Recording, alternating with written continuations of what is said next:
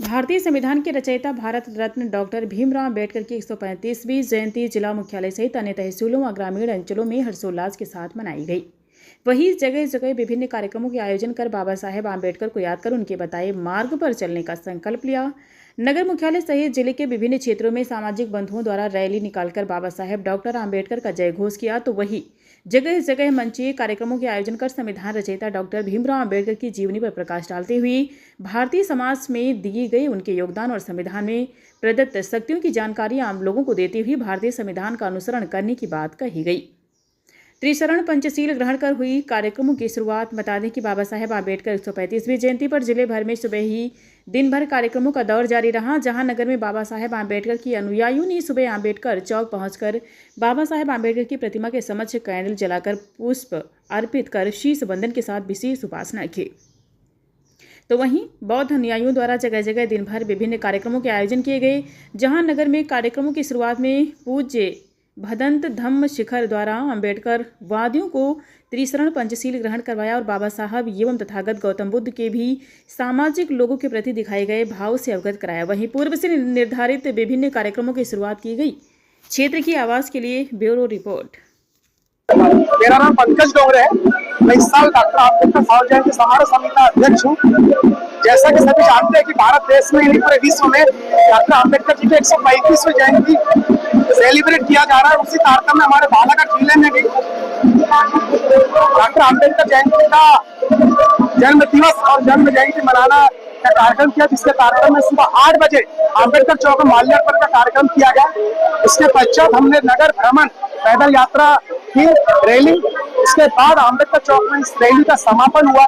इसके बाद हमारा 12 बजे से उत्तर स्कूल मैदान में मंची कार्यक्रम रखा गया है और उसके बाहर से कुछ विशेष मुख्य अतिथि आमंत्रित किए गए हैं। साथ ही साथ रात के 8 बजे कवि सम्मेलन रखा गया है। तो मैं बालाघाट जिले के समस्त उपासक उपासिकाओं साथ ही साथ बालाघाट जिले के नगरवासी चाहूंगा कि इस कार्यक्रम में रात्रि 8 बजे और अभी मंची कार्यक्रम में आप लोग तन मन धन से सहयोग करें और अपनी उपस्थिति दर्ज करा।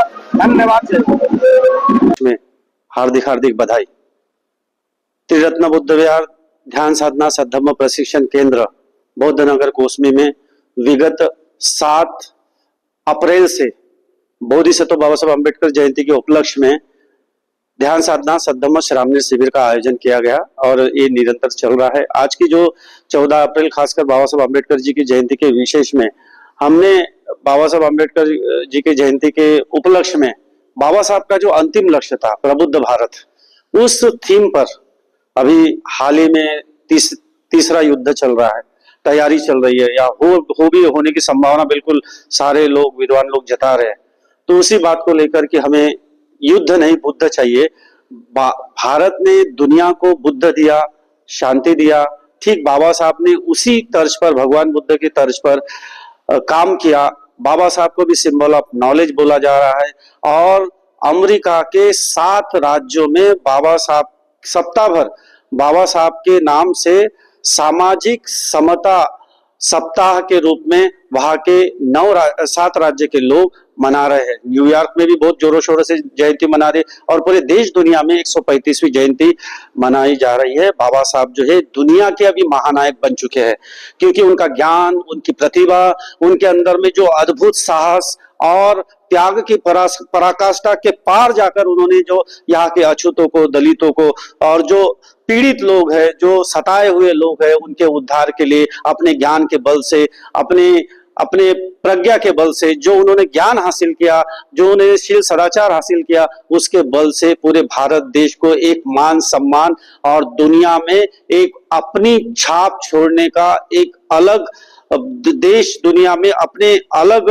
माहौल, अपना वातावरण छाप छोड़ा है बाबा साहब ने। तो एक अद्भुत भारत देश के लिए बहुत महत्वपूर्ण बात है।